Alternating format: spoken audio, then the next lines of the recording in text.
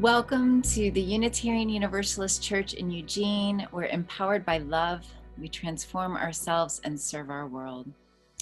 My name is Jennifer Hackett. My pronouns are she and her, and I am delighted to serve as the ministerial intern of this church this year.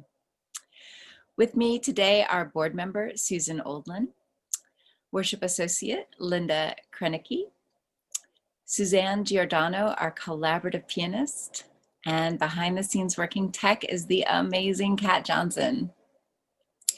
Welcome especially to any visitors we have among us.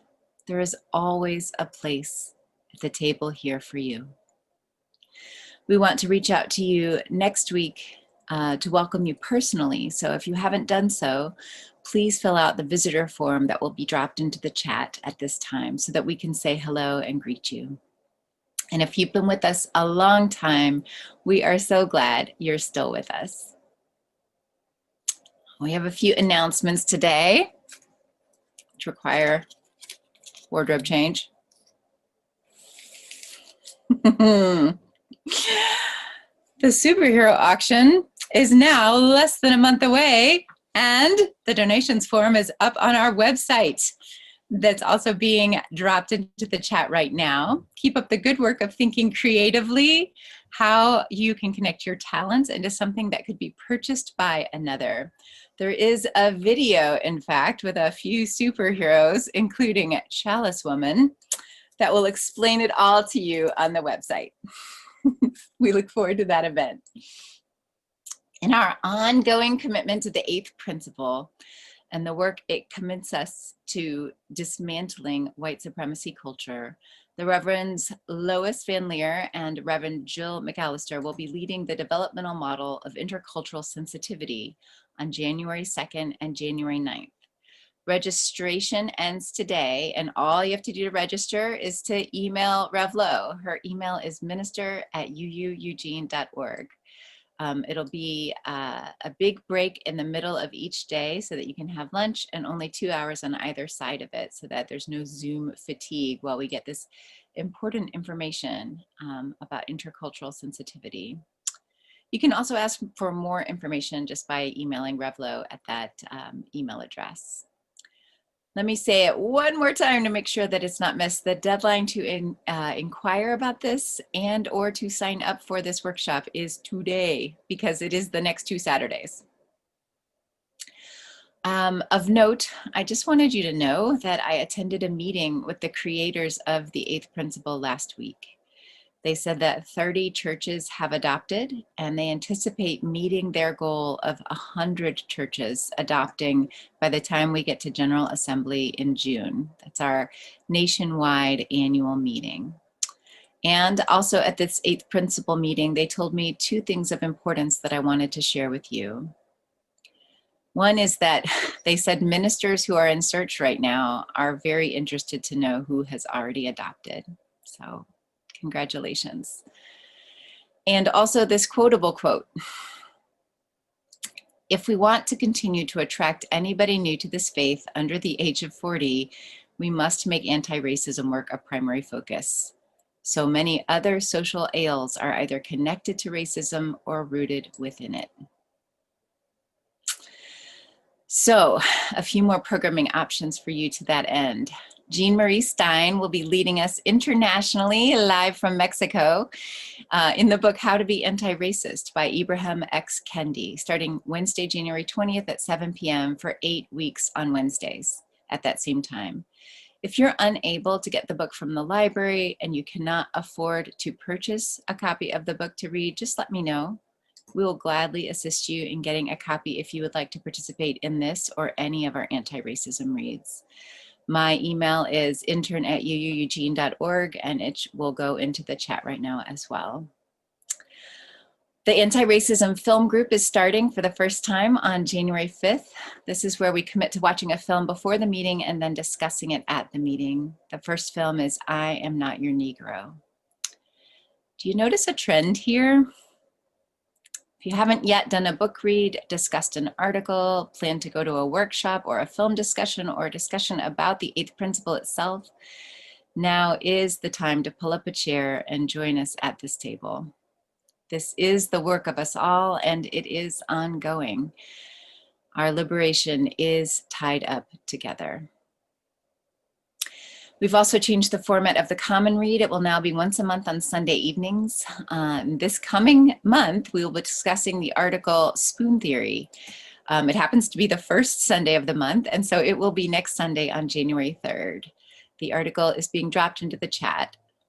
And of course, this information is all also in your weekly Connections newsletter. I'll be leading a book discussion on the Middle Years book for all ages to read it. Are you there, God? It's me, Margaret. The book is now 50 years old. We'll be discussing that on January 7th at 7:30.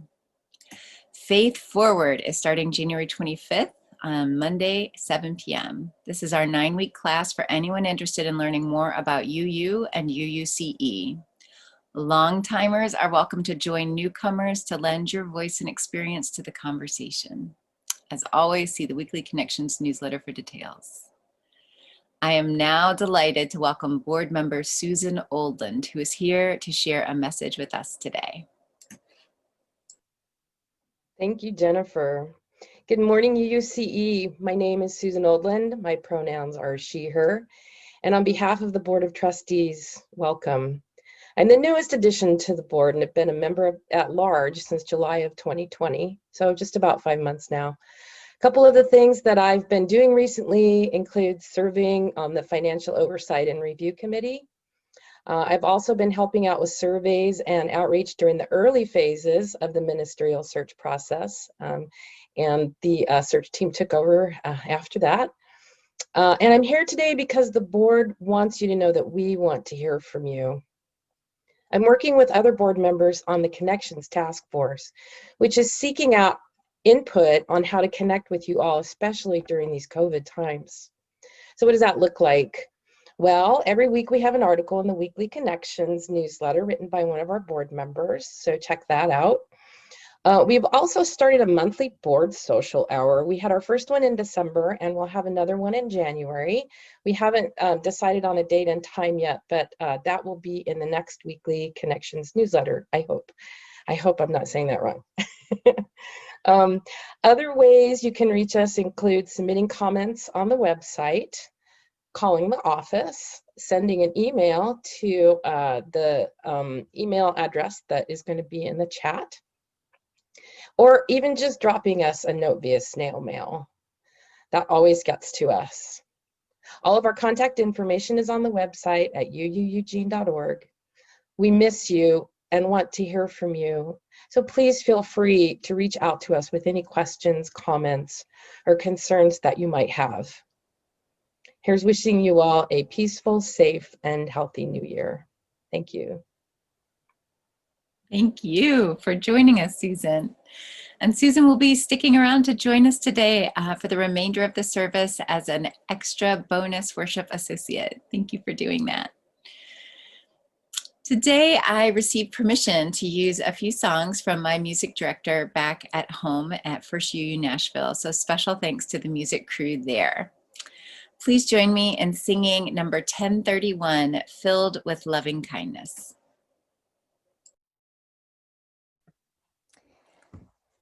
That time of the service to light our chalice. You can bring your chalice closer or use your hand chalice.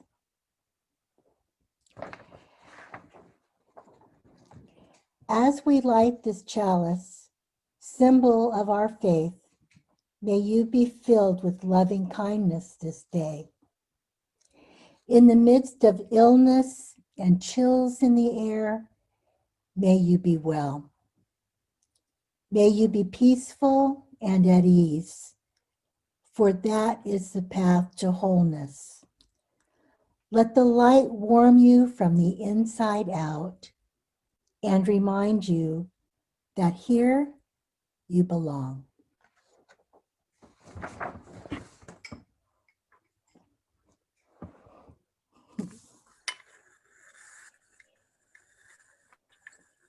Our call to worship today is a chalice flame contemplation written by the Reverend Samuel A. Trumbore. In this time of long nights and short days, let us seek the light within by contemplating through our mind's eye the image of a candle flame. Notice how the soft, quiet, and gentle flame tamely rises from the wick. Yet just by touching a dry twig, it has the power to become a raging bonfire to light up the night. Let that little candle flame be your friend this morning. Allow it to quiet your mind as you attentively watch its flickering glow. Allow it to calm your mind in a way that brings stillness, that can light up the interior of your being, that can help you find the wellspring of your feelings. Allow it to show us our inner sense of knowing that can help us notice the ways that we've strayed or harmed others. To warm us, reflecting on the ways we've been touched and the ways we've opened our hearts. And inspire us through making new connections and discovering new insights. May this simple flame touch the dry twigs that guard our hearts, allowing the power of light to penetrate our self-protection and show us the amazing potential for heat and light that resides within us. May the light of beauty and goodness shine with all of you today.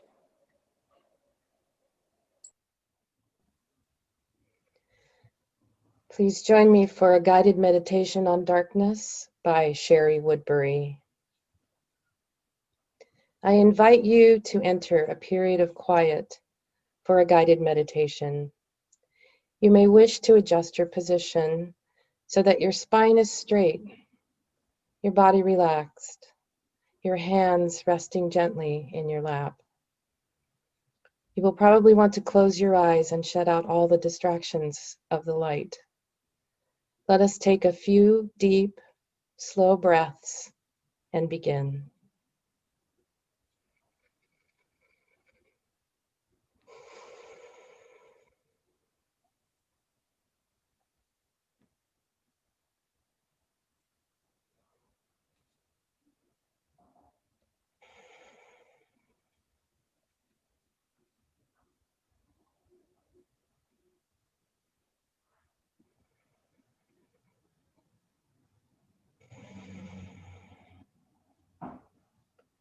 With vision muted, notice what your other senses are telling you.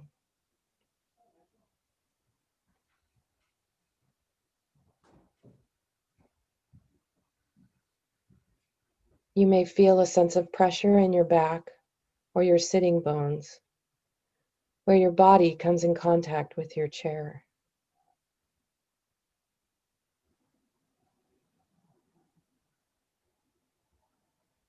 You may have feelings of tightness in your shoulders,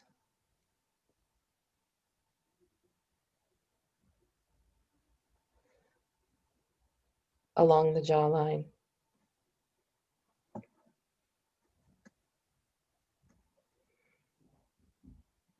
Release any areas of tension that you notice.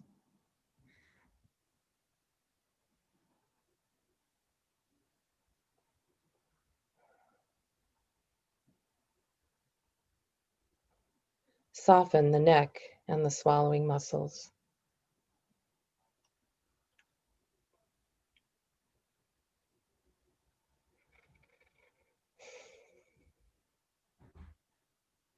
Release any tension you feel in your abdomen, imagining the inner organs in your belly letting go of tension.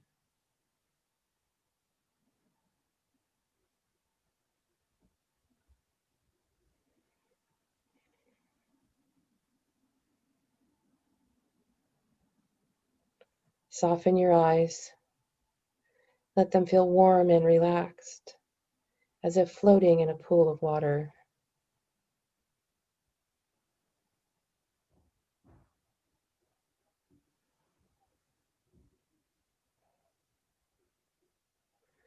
Inhale. Exhale.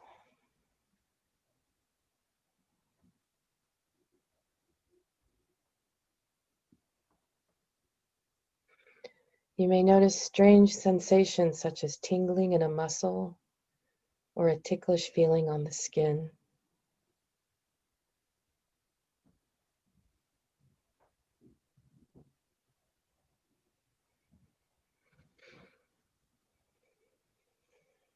Whatever comes to your awareness is okay. Just acknowledge it in the silence.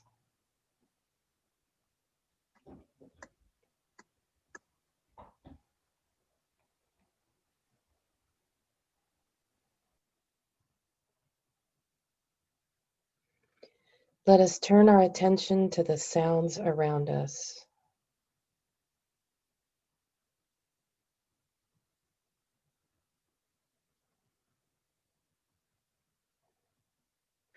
What do you notice in the sanctuary of your home? You may hear your own breathing or growling stomach.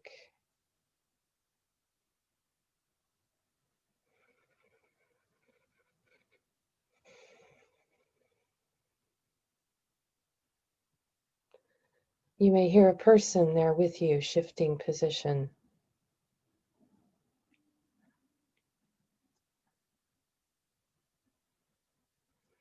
Perhaps cars passing on the street and wind blowing by the outer walls of the building.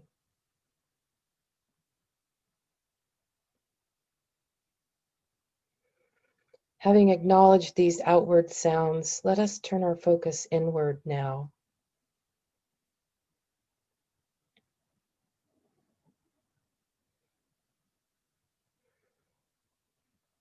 Thoughts may float through your consciousness. You can just let them float on by.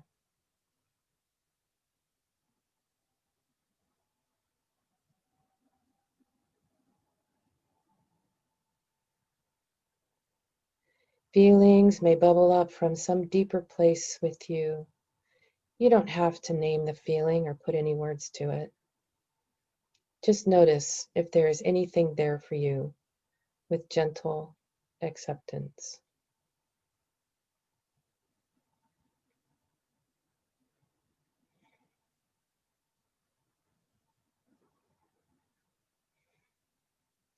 Now imagine your body and mind are filled with darkness and silence, like the deep, dark night in a wilderness.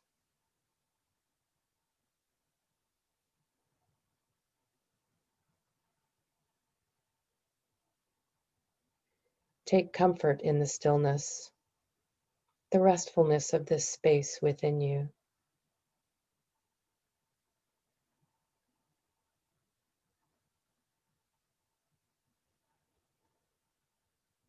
Don't try to make anything happen. Just rest into this inner darkness, knowing that you are safe in this moment. You can simply be. Breathe in and out.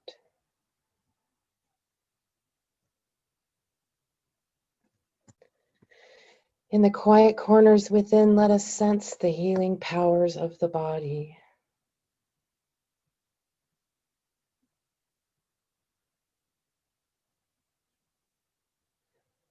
The amazing ability of our soft animal body to restore damaged cells, to create new healthy cells, to bring balance to systems that have gotten out of whack.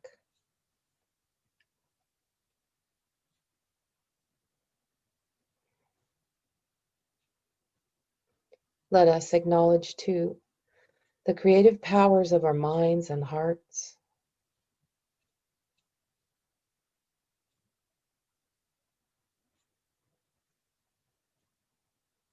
From the mysterious inner regions comes all poetry, all music.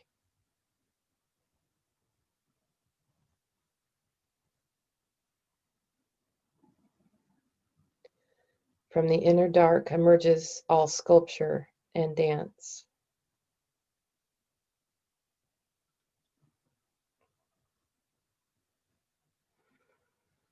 All the art and cultures that are the heritages of humanity.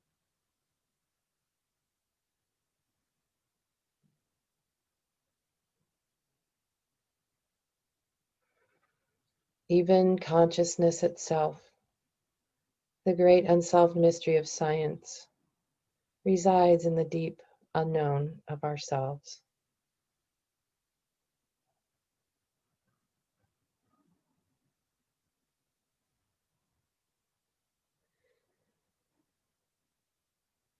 Continue to be with your breath and a still, quiet mood as you rest a while longer in the darkness, with humility and awe and gratitude for all of the power of the darkness within yourself.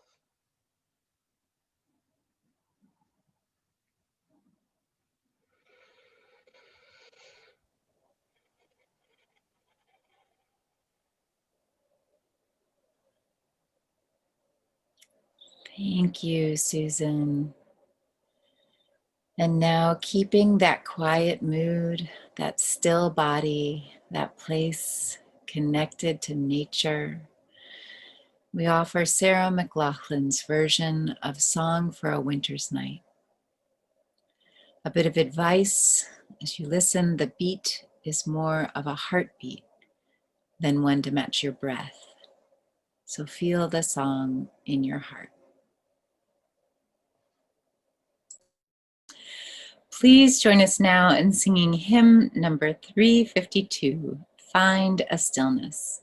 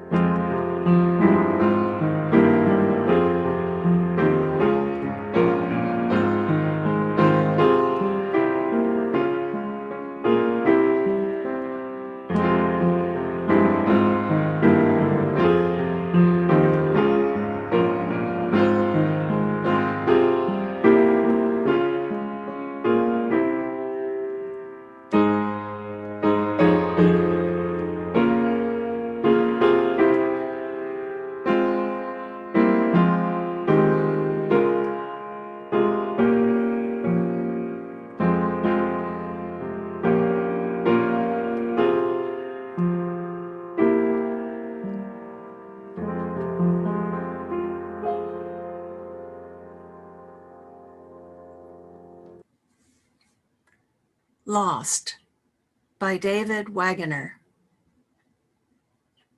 Stand still. The trees ahead and bushes beside you are not lost. Wherever you are is called here, and you must treat it as a powerful stranger, must ask permission to know it and be known. The forest breathes. Listen. It answers, I have made this place around you. If you leave it, you may come back again, saying, here. No two trees are the same to raven, and no two branches are the same to wren. If what a tree or a bush does is lost on you, you are surely lost. Stand still. The forest knows where you are. You must let it find you.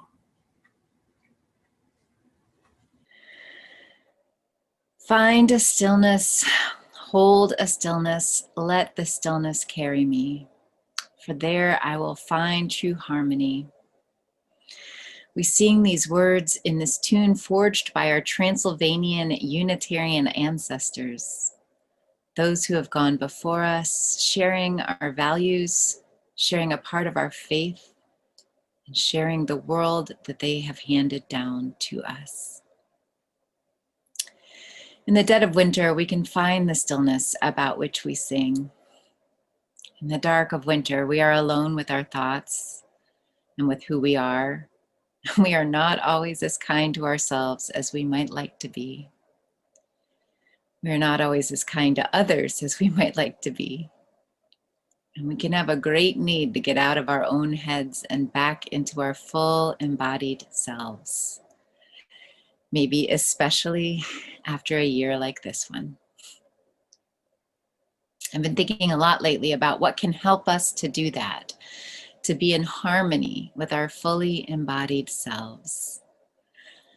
Thus, the convergence of two ideas have been forming for me. First, maybe you've also heard of all of the studies that tell us all of the ways that simply being outside reduces our stress. That doing so also lowers your blood pressure, decreases cancer risk, and on and on. Second, I've been thinking about spiritual practices.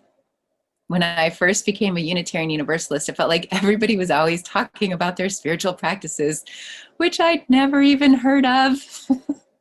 And the talk seemed like it was often so off menu with the most unusual spiritual practices. It was confusing. My spiritual practice is attending church meetings, one person said. My spiritual practice is parenting, said another.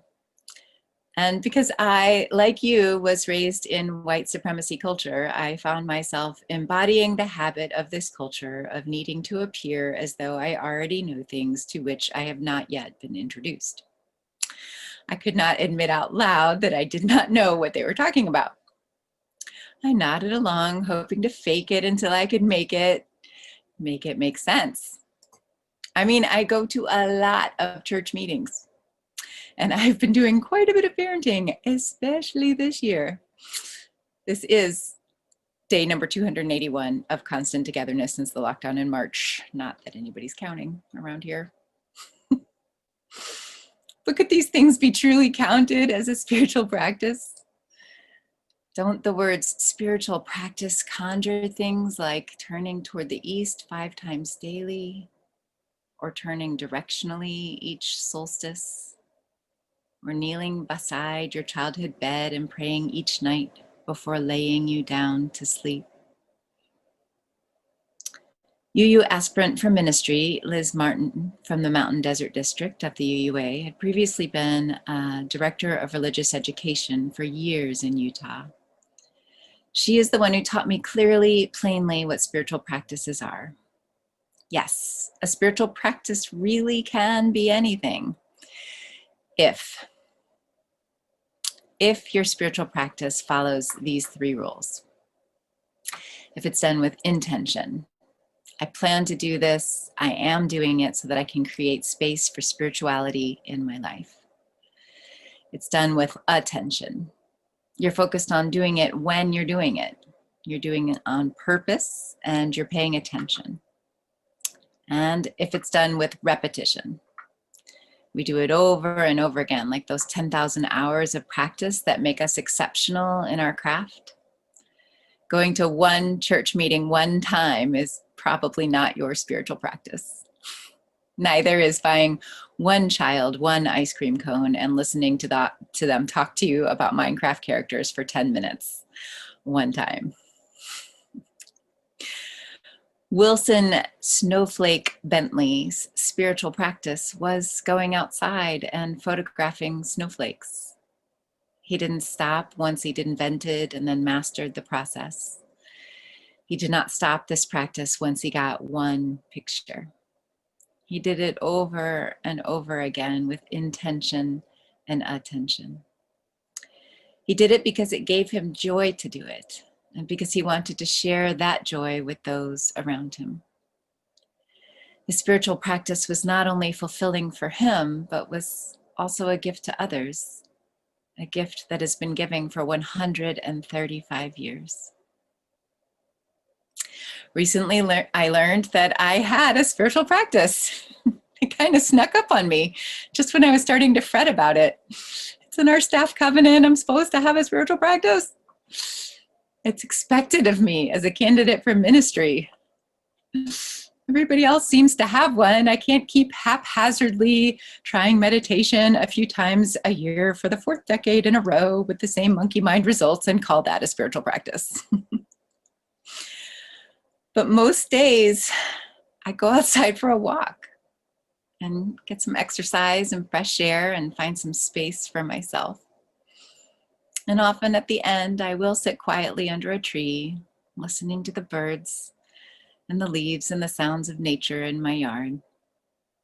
It turns out the clever Japanese have been doing this for forever as an actual spiritual practice.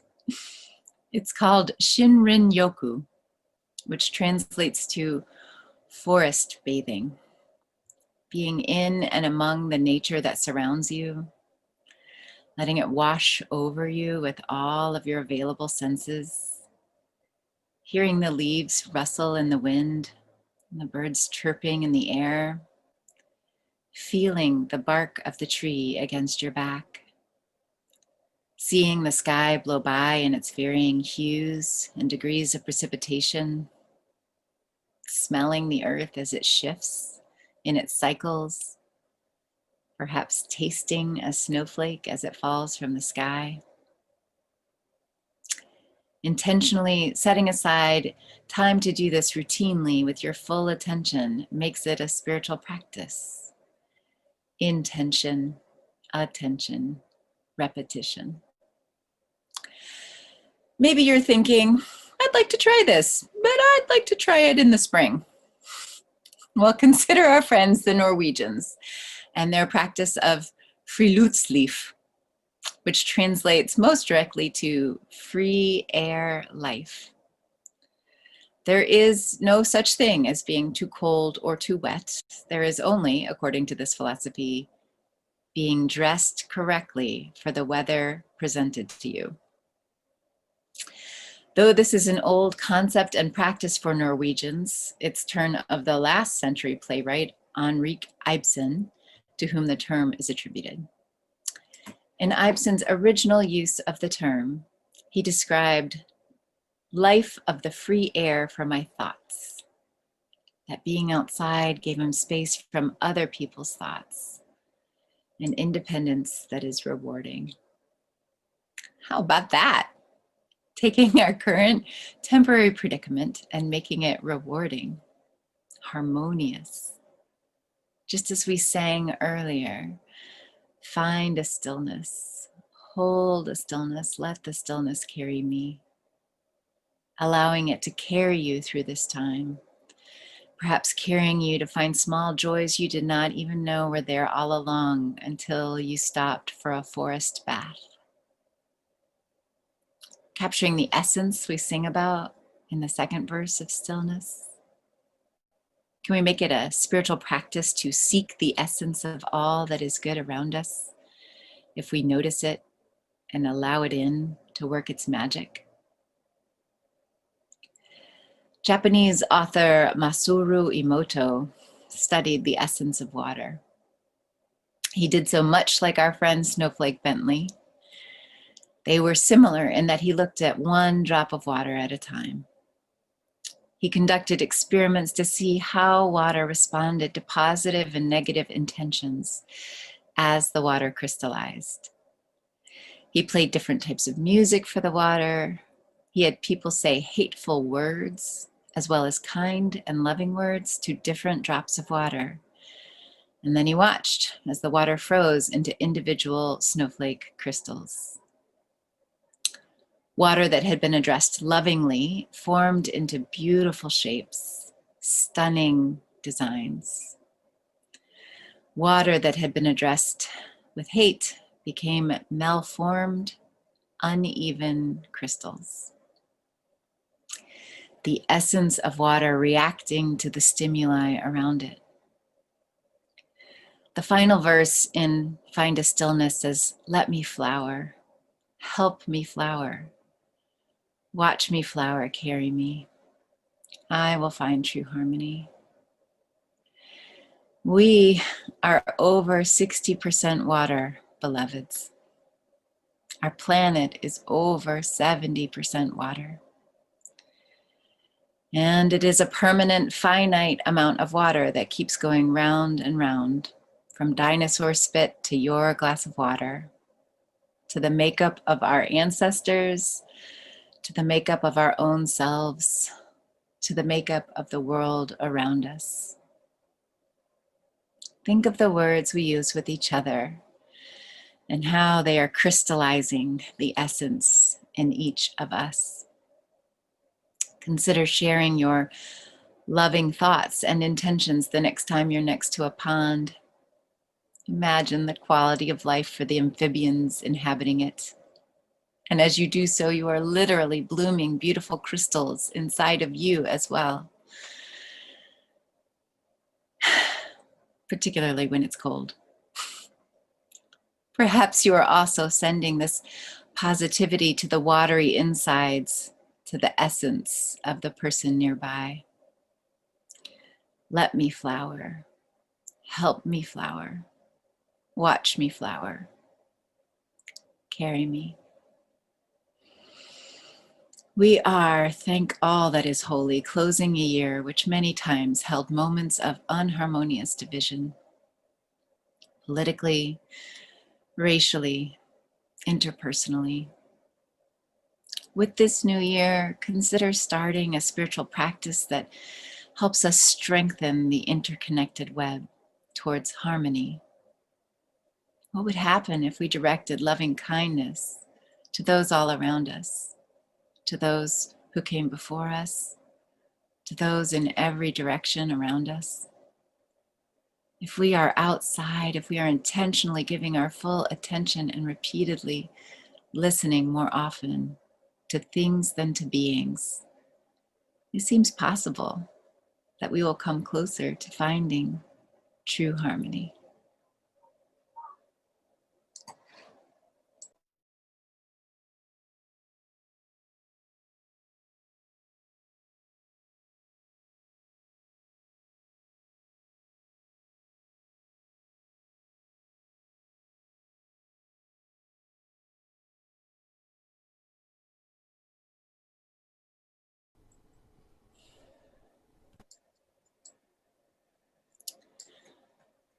For Christmas Eves and family connected during this time in whatever way we can, for health, for forests, and for beautiful messages, we are so thankful.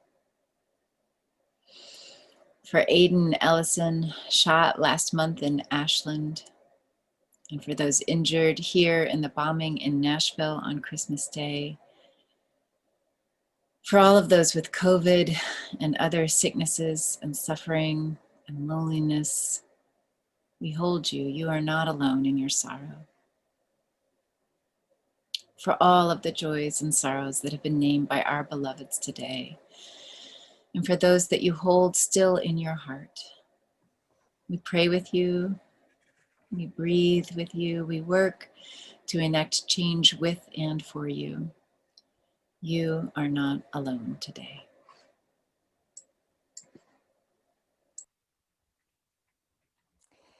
As we gathered the offering this morning, want to let you know that this is our last collection that will be going to support UUCE. Starting next Sunday, all offerings will be given to local nonprofits in need. There are many ways to give to support the mission of our church. Information about how to give will be shown on the screen. However you are called to give this morning, we are grateful for your support. The offering will now be gratefully received. May the blessings of these offerings be transformed for the good of our world, the hopes of our community, and our highest ideals. Please join us in singing our closing hymn, with a little help from J. Tiefenbrunn, number 101, 1001, breath.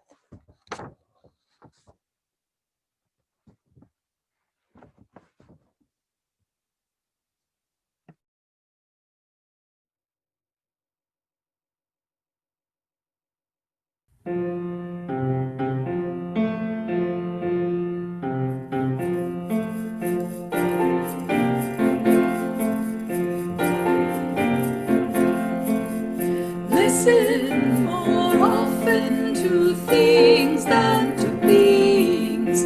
Listen more often to things than to beings. 'Tis the ancestors' breath when the fire's voice is heard.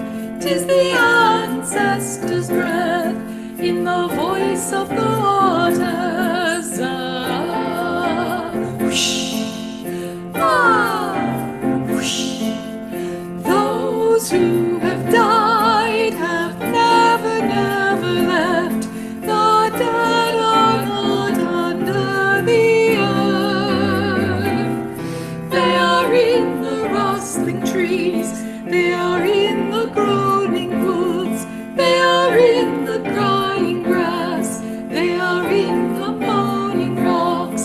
The dead are not under the earth.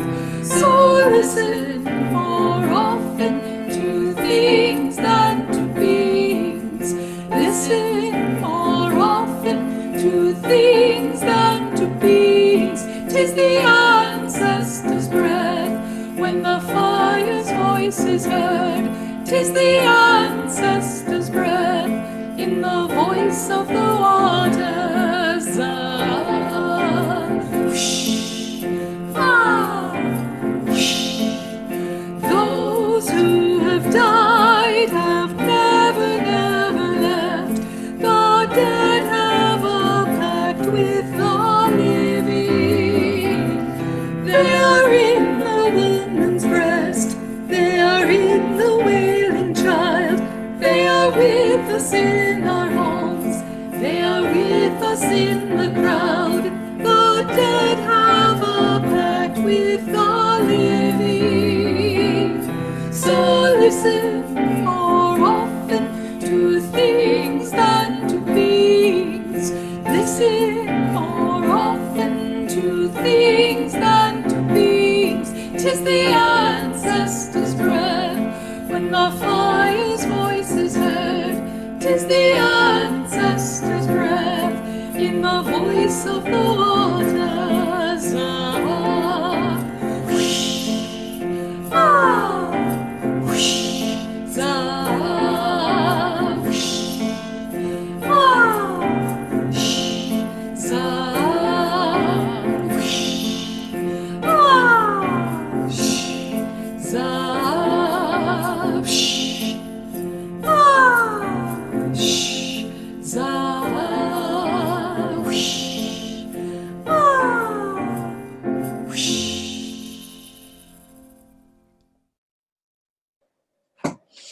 If you have your chalice with you, it is time to extinguish it. We depart today with the words of Emily Dickinson. May her words carry you forward into a natural stillness of your own, one that sustains you and helps you to find true harmony. We trust that she was willing. We ask that we may be. Summer, sister, seraph, let us go with thee. In the name of the bee and the butterfly and the breeze. Amen.